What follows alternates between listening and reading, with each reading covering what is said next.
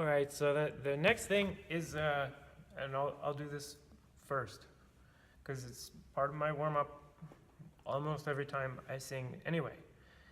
It's about overtone singing and singing the overtone scale. Actually, I'm not an overtone singer in the sense that I don't perform any overtone singing repertoire. But I do use timbre tuning in my conventional singing. So first I'll show you how the overtone scale works from my point of view, and I'm not an overtone singer. So warning, if your intention is to get good at overtone singing, I'm not the guy to listen to. I'm only using this to help my regular singing. Probably shouldn't say regular singing, but my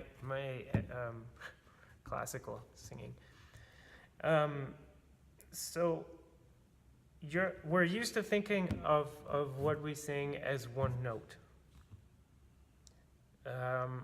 When I sing,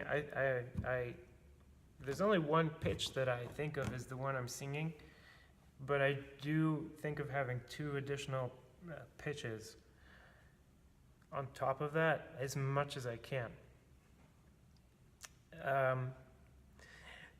Let's start with just hearing the two most prominent ones. So if I sing just the vowels for you, oo, o, a, e. And let's say this is an A natural. Ooh, a, e, o. What you hear is vowels. What I hear is an overtone scale with an extra note drone. So I hear the fundamental. I hear a drone on top of that, which means like a note that just kind of stays steady. And then from here, I hear an overtone scale following the harmonic series. If I were to really eliminate the middle note, and basically try to mute out all the stuff that's in between the fundamental and the third layer that I just told you about, you get something like this.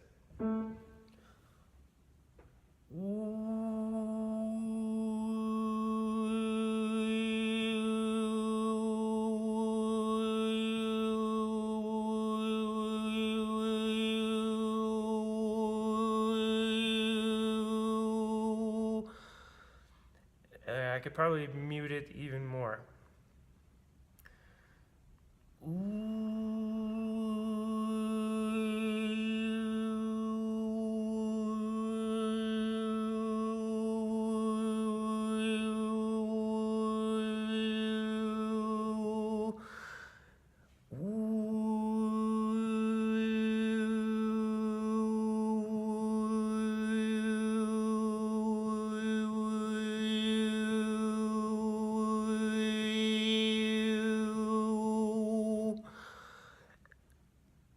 If and I hear a lot of professional singers using this, probably without knowing it,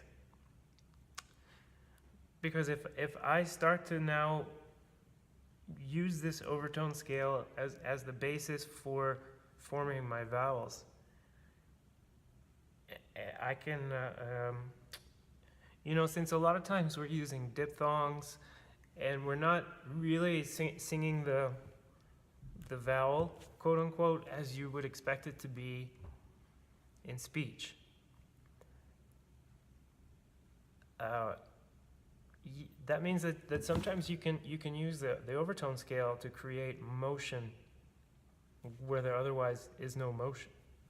So if you're singing, if you're holding one note and you have a diphthong, and it's going from brighter to darker. There's a scale in there that you can use to basically make an ornament on the pitch.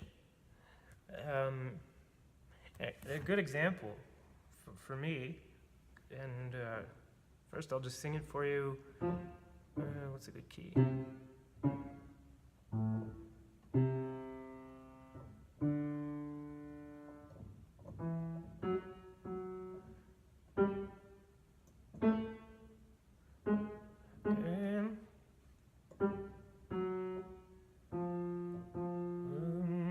I like this key.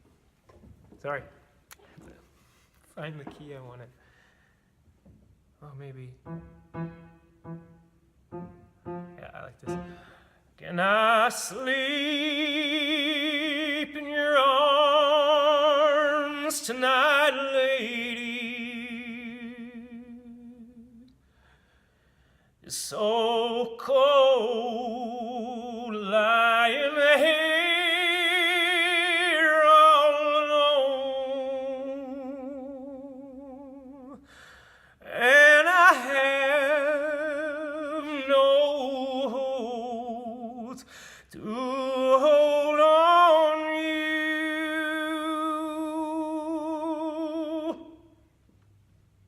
and I show you I'll do no wrong. It's in that key. Maybe it's better a little bit lower.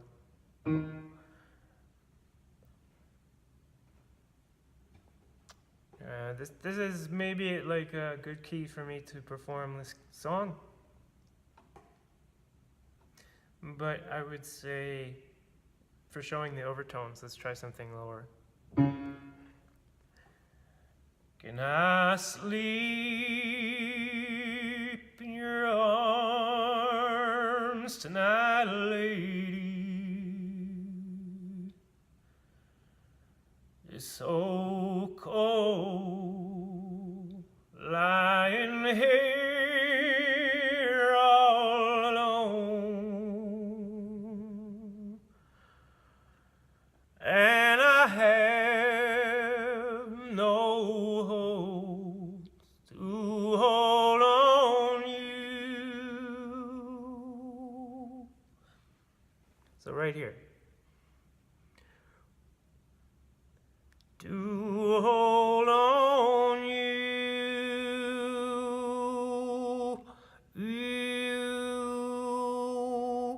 to hold on you.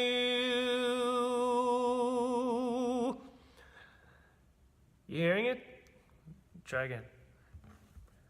And I have no hopes to hold on you. I mean, it's exaggerated. But if you go back and you listen to Willie Nelson, you hear him using this. You can also use it in your, like if you want to substitute certain consonants with vowels, you can use this. And in general, when I tune my timbres, it means that I'm conscious of my lip position, and I try not to jerk it around.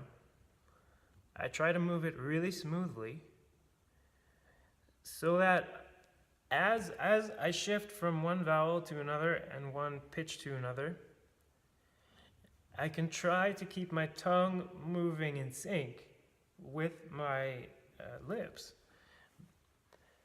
in order to keep more than one pitch in play at all times. So even as I move between notes.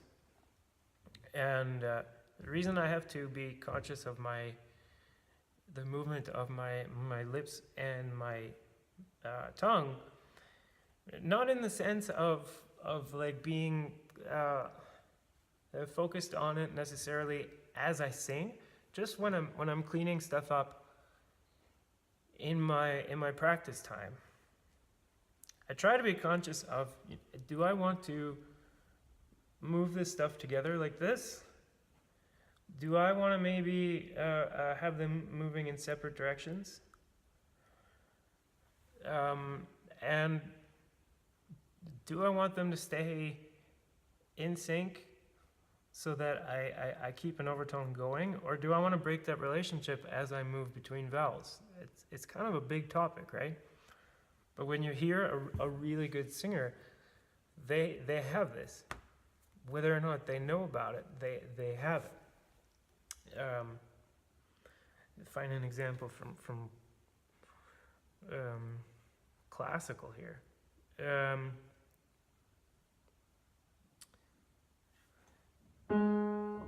So in classical, I would say that where this really comes into play for me is that to get my vowel, I first decide, since I'm a tenor, I'm usually working with just two basic lip positions. One gets me this ooh, and the other one gets me this uh. So just ooh, ooh, ooh, Those are it's basically everything. You know, the primal positions, and we use them in opera because they get you the maximum clarity and sound, because those sounds are the sounds you make when you're all lined up and athletic, quote unquote, and primal. So I choose one of these positions based on what I know about what makes different vowels work. So some vowels work in both positions, and you get a slightly different result. For instance, E. I never sing this E. I don't know. Che mai feci? E. Or la vita è bella. La vita, tanta bella. Right? It's super Italian. But I can't sing these sounds because they sound like shit when you sing through them. So what I do is I pick a lip position that works, and then I work from there to see what my tongue can pull off. And I substitute this harmonic series for vowel, and my audience starts to really feel that I sang the vowel just because I sang the right pitch in the overtone scale. And the reason they start to think that is, one, because the overtone scale is already kind of found in language. So it's people are already often ready to interpret it that way. And the other thing is that after I sing one phrase, now we've established, because people are open to it, we've established that those are the vowels, and they accept it now. And so they become able to understand what I'm singing to a greater extent than a colleague that doesn't use this kind of method. So, for instance, if we want to make this E, I'll just show you that, and I'll use this in some others in the next example. So I make oo, and then I go oo, oo, oo, oo. And if you're German, you would accept that as müde. But I'm getting a German to accept that as Liebe. And I can get an Italian to accept that as la vita. Okay, so that's how that works. And I learned that by how to do that by learning my overtone scale. So this bleeds into vowel modification and everything else that this Broadway guy, the musical theater guy is talking about. If I have, if I want this bright Italian la vita, you know, or like, ma non mama, non mama, and I don't want this mama sound, right? So if you go to Italy today, they will actually coach you, you know, to no matter what. No, so I mean, it's great. Che bella cosa,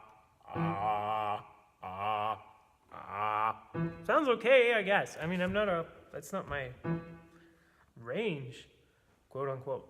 But if I transpose that up into where I sing this song, che bella cosa.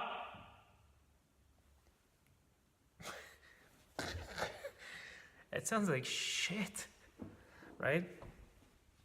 But if I follow my method instead, and I first find the lip position, so I know from experience that my bright comes from sound as opposed to the right? So if I do like and I go that's this dark but if I go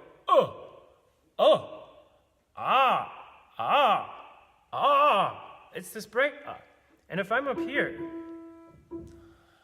che bella cosa, una giornata e sole, un'aria serena. Over here, it's fine. Un'aria serena. Okay.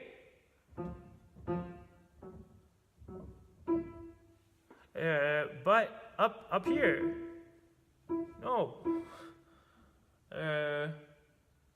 Or even here. Che bella cosa, za. I cannot be this It's ugly as shit. But it's the exact Italian vowel, right? So I just, when I'm fixing this stuff, and I have a problem, I find the pitch that I want, and I know that if I base my on I'm gonna get that dark If I want the bright kind of sound, at first I find what is at this pitch.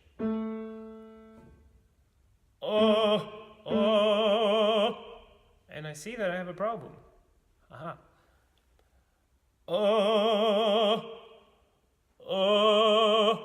now I could try my whole phrase. Oh, there's another problem. So, and I look down at the keyboard. That's E natural. And I have a rule that when I go above E flat, I'm not going to use my thing anymore. So if I put all that together, now I have to have that's based on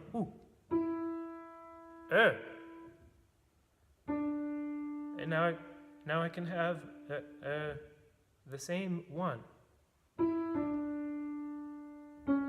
And here I can open it up to this So I'm going to have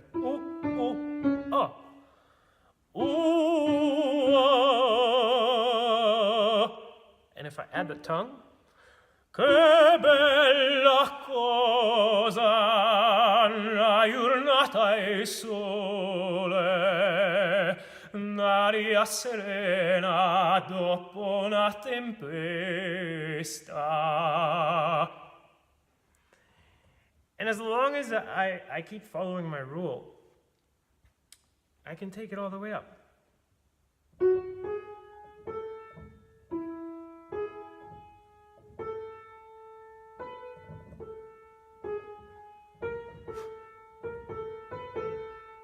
Well, that's a high key.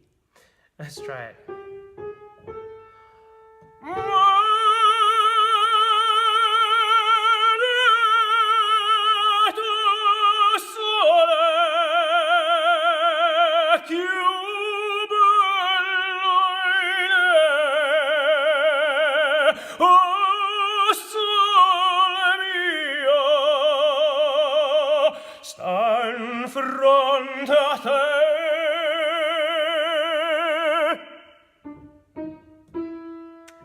And we're back to E natural. I had no idea we were at E natural because they don't have perfect pitch. Actually, I thought I might be lower, but my body was like, whoa, dude, you need that round forward thing. Okay, so next up, I'm going to look at motion forward and back to get high and low, and this will lead directly into there.